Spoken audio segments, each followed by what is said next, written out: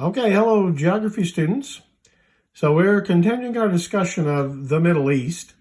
And these are the countries, other than Egypt, that people would probably rattle off if you asked them to name what are Middle Eastern countries. There are our old acquaintances, Israel and Jordan, right here. You can see on this regional map, again, how small they are. Egypt's a much bigger country than the two of them combined. But it's not even remotely the biggest country in the area. The biggest country in the Middle East is Saudi Arabia, right here. Now, of course, when I say the biggest country in the area, I mean the inland area, not in population. Because remember when I was telling you about Algeria and Libya having massive deserts in the south? Well, almost all of Saudi Arabia is desert.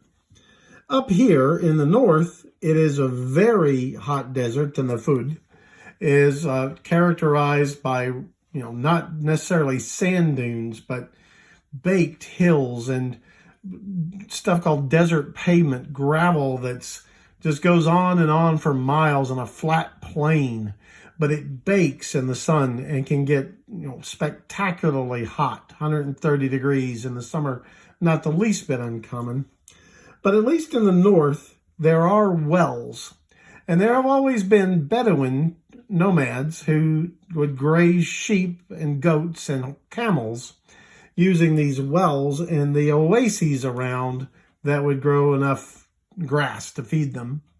So in the north, you always had Bedouin. But this portion down here, the Rub al-Khali, this region is usually referred to in English as the empty quarter. 25% of the the Arabian Peninsula, that's what you call this big thing here. 25% of the Arabian Peninsula has almost nobody that lives there. Unbelievably hot, almost no rain, but worst of all, enormous fields of sand dunes, Barcan sand dunes. Sand dunes that are 150, 200 feet high, and constantly shifting the hot wind. You couldn't live there. There's just no access to water and the like there. So Saudi Arabia has only a couple of cities. Let me shift over to this map, and you can see Medina and Mecca. Now, when we talked about Islam, you'll remember they played a major role. Mecca was the home city of Muhammad. He left in 622 to go to Medina, the city of the Prophet it became known as when he became the leader there. And then almost 10 years later, he went back at the head of an army and captured Mecca, cleansed the Kaaba, and made it the center of the Muslim faith. So those are the two major cities of Saudi Arabia. They were, in ancient times, trading cities, both of them, for camel caravans bringing the wealth of spices and the like that came up from Yemen. So they would come up to go to the Mediterranean world and sell them. So they were trading outposts along the way where there were, wells and the like, so people could live in significant numbers. But most of Saudi Arabia is desert. The population is quite small for such a big country.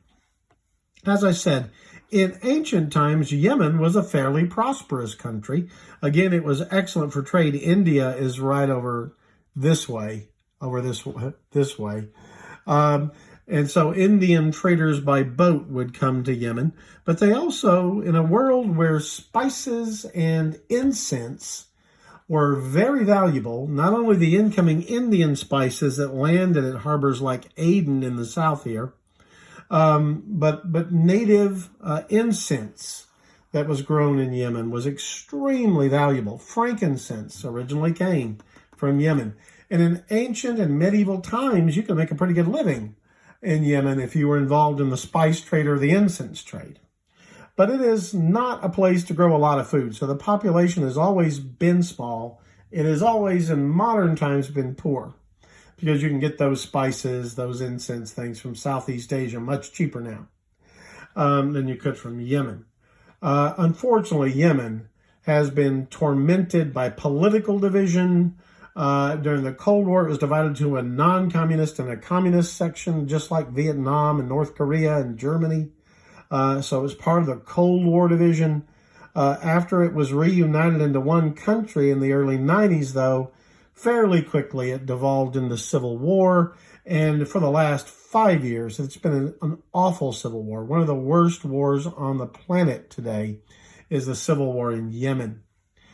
People there starving, can't get food into them, can't get medicine in from. Sometimes they're completely cut off for months at a time without access to the outside world because of the fighting. Oman is a much more peaceful country here, as it has some oil, which helps it to stay relatively comfortable. This is quite a well-known country today. It wasn't once upon a time. The United Arab Emirates, UAE, you might have heard. But I would bet you've heard of Dubai and Abu Dhabi. Dubai is right around in here. And Abu Dhabi are both hyper-modern cities. This is a very oil-rich country, very oil-rich. And all of the country underneath is oil fields, basically. And so they have, although it's a tiny country, they make a lot of money from oil. And they have invested in modernizing their cities. They are huge cities with the biggest skyscraper on earth is in Dubai. The Burj Dubai is, I forget, it's like 150 stories high, an insane skyscraper. It was in one of the Tom Cruise Mission Impossible movies. You may have seen it. But this is an international hub for tourism and aviation. They have a major airport that a lot of people flying from Europe to Asia pass through it. And they take some time to go to resorts there. So, Saudi Arabia is a very, very conservative Muslim country. A woman could never in a million years be seen in a bikini in Saudi Arabia. But in Dubai, they have resorts where people are parading around in almost nothing on the beach because they are catering to the international tourist trade, and it's a resort. So they're right next to each other. Technically, it's a Muslim country, but they look the other way in order to make a tidy amount of money off of it. There are a couple of more very small emirate countries on this Persian Gulf. Qatar, Bahrain is an island, and Kuwait. Now, they're oil countries. Saudi Arabia has great oil fields up here too. So this whole region is where some of the world's richest oil fields are, up here in the north. This region right here.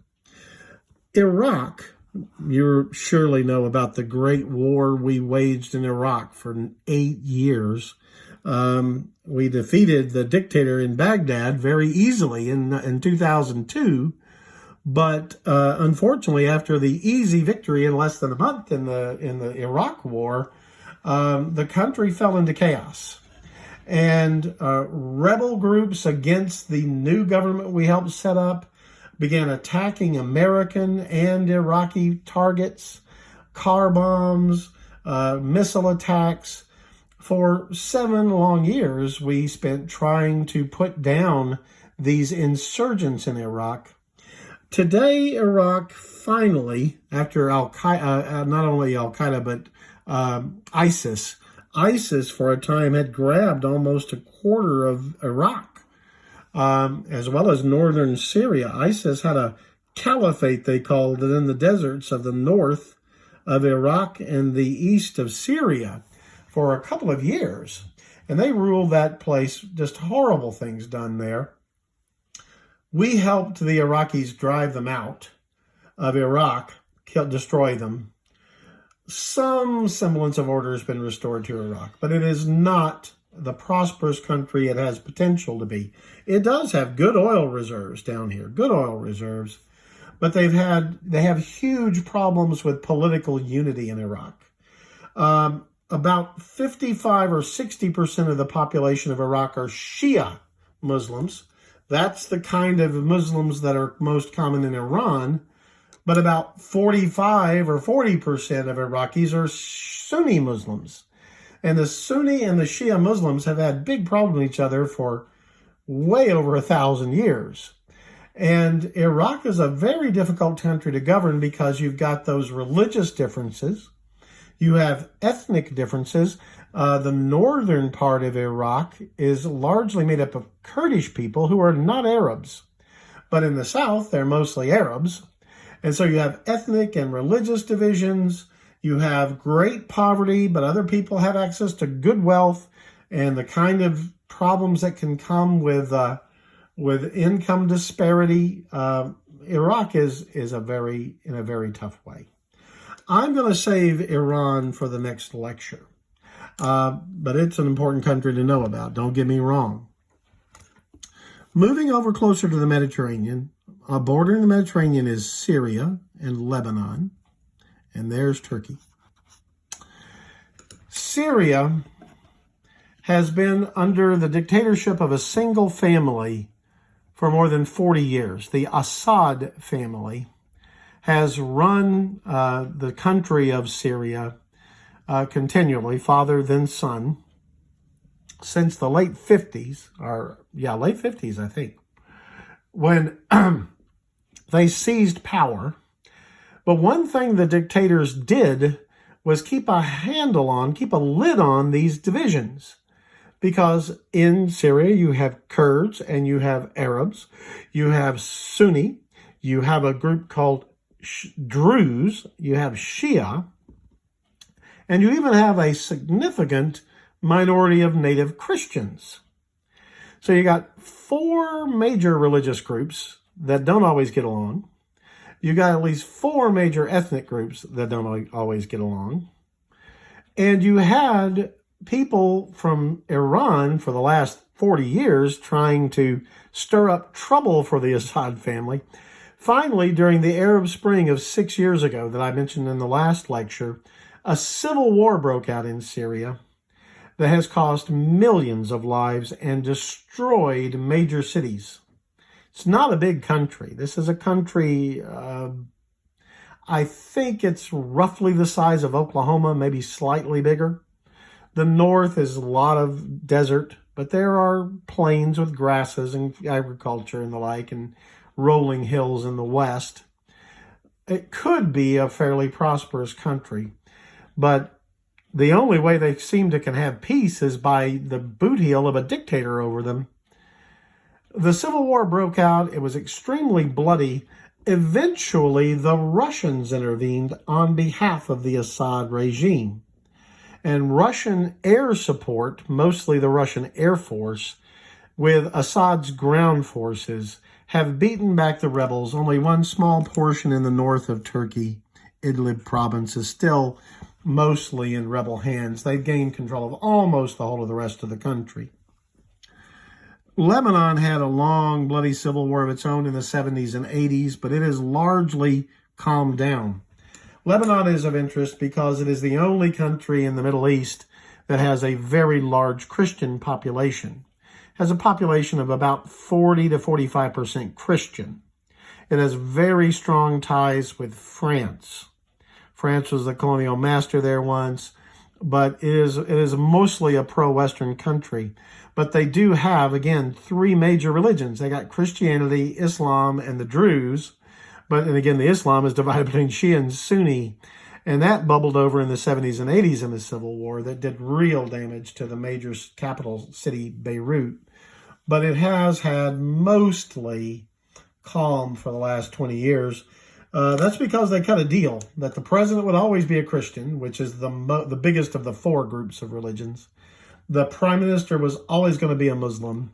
And another high post would always go to a Druze. We won't get into what Druze are. That's just too specialized. I don't think you'll have to know that. But this is the island of Cyprus in the Mediterranean. It is divided between Turkish and Greek-speaking regions. Western Cyprus is a Greek-speaking independent country. Eastern Cyprus has Turks. They claim to be independent, but they really are just an offshoot of Turkey. Turkey, of course, counts as part of the Middle East, but the Turks are not Arabs. Turkish is not a language that's closely related to Arabic. They have a culture that's quite different from the Arabs. Turks invaded this region when it was the Byzantine Empire, the Christian Byzantine Empire, only about 700 to 500 years ago. So there is a Christian minority, Orthodox Christian minority, Greek Orthodox minority in Turkey. That's pretty big. They have connections with Europe. Indeed, this little portion of Turkey is actually in Europe. See, Asia is this dividing line right here. There is the Bosporus Straits. These are the Dardanelles Straits. This is the Sea of Marmara. That's the dividing line between Europe and Asia right there. Here are the Caucasus Mountains. This is the dividing line. Let me move it over here. Yeah, so there are high mountains here that divide and mountains here. So, yeah, but the Caucasus Mountains here, this is Europe up here. This is Asia down here. The colored part is Asia. This is Europe. This is Europe. This is Asia. Turkey is split. A little portion of it is actually in Europe. But culturally, they are different. They are Turks. They had a military dictatorship for years. But about 15 years ago, they got democracy. And what did they do? They elected a Muslim political party to run the country. And their president, who is elected and is reasonably popular, Erdogan is his name, their elected president, has been getting more and more power into his hands, such that he's kind of a popular dictator now. Their democracy is now largely one party. Time will tell. Anyway, this is a quick romp through the Middle East. Time is beginning to run out. I want us to talk about India and the subcontinent. I want us to talk about China and Japan. And time is beginning to run short when we only have one day a week. So we need to move on, but hope you found this of help in understanding the Middle East. God bless.